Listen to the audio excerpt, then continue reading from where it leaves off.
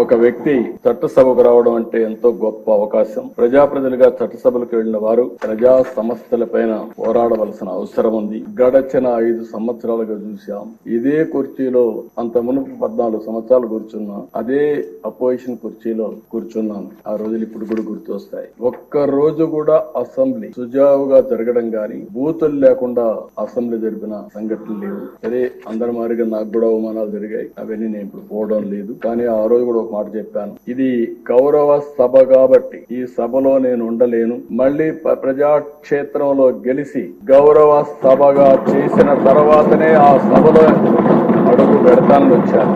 ఈ రోజు అందరం కూడా దీన్ని గౌరవ సభగా చేయడం కోసం ప్రజాప్రతినిధులుగా మనందరం ఈ సభ ఔన్నత్యాన్ని, గౌరవాన్ని కాపాడవలసిన బాధ్యత మనందరి పైన ఉంది. ఇక్కడుండి నిన్నటి వరకు మీరు ఏది మాట్లాడిన చలామణి అయింది, కానీ ఇప్పటి నుంచి ఆ కుర్చీలో కూర్చున్న తర్వాత ఆ కుర్చీ గౌరవాన్ని కాపాడుతూ మీ గౌరవాన్ని పెంచే విధంగా మీరు ముందుకు పోవాల్సిన అవసరం ఉందని చెప్పి కూడా డిప్యూటీ స్పీకర్ గా వారిని కోరుతున్నా.